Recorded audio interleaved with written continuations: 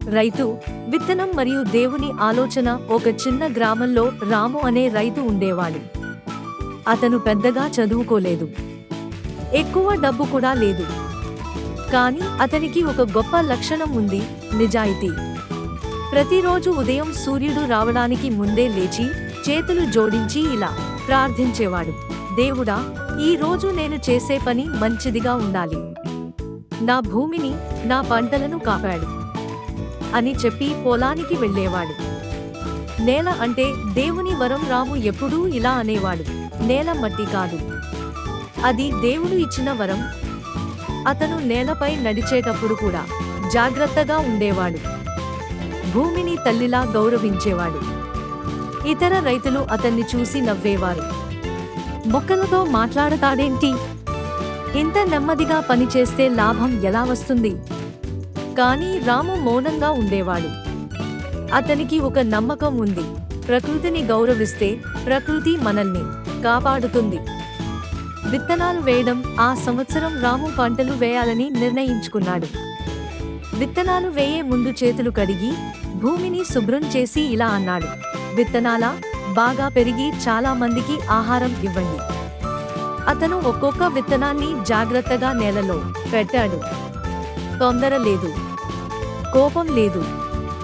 Shortcut మార్గం. గ్రామంలో కొంతమంది రైతులు త్వరగా డబ్బు రావాలని రసాయన ఎరువులు, విషపు మందులు వేశారు. ఇవి వాడితే పంట ఎక్కువ వస్తుంది అని చెప్పారు. వాళ్ళు రామును ఎగతాళి చేశారు: నీ సహజ వ్యవసాయం పనికిరాదు, దేవుడా పంట పెంచడు. రాము ఏమీ అనలేదు. అతని మనసులో ఒక్క మాటే ఉంది: దేవుని ఆలోచన నెమ్మదిగా పనిచేస్తుంది, కానీ అది నిజమైనది. వర్షం లేకపోవడం. కొన్ని వారాలు వర్షం పడలేదు. చాలా పొలాల్లో మొక్కలు ఎండిపోయాయి. రైతులు బాధపడ్డారు. కానీ రాము ఓర్పుగా ఉన్నాడు. తన దగ్గర ఉన్న నీటిని పొదుపుగా వాడాడు. సహజ ఎరువులు వేశాడు. ప్రతిరోజు మొక్కలతో ఇలా మాట్లాడేవాడు: భయపడకండి, ఇది శాశ్వతం కాదు. ప్రకృతి సహాయం. కొద్ది రోజుల్లో ఆశ్చర్యం జరిగింది. రాము పొలంలో మొక్కలు పచ్చగా ఉన్నాయి, వేర్లు బలంగా ఉన్నాయి, నేల తేమగా ఉంది. ప్రకృతి రాముకు సహాయం చేసింది.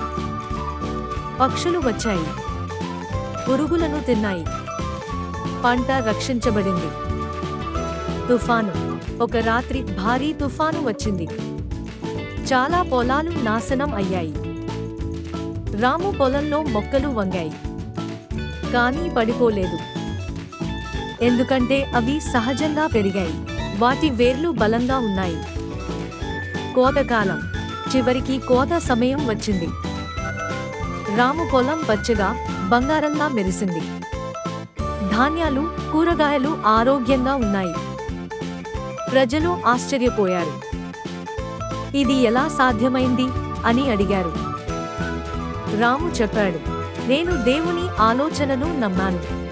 నిజమైన లాభం. రాము పంటను న్యాయమైన ధరకు అమ్మాడు. ప్రజలు ఆనందంగా కొనుగోలు చేశారు. అతనికి డబ్బు వచ్చింది.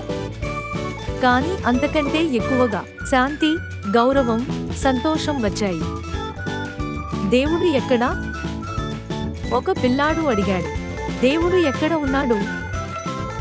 రాము నవ్వి చెప్పాడు: దేవుడు విత్తనంలో ఉన్నాడు, దేవుడు నేలలో ఉన్నాడు, దేవుడు నిజాయితీలో ఉన్నాడు.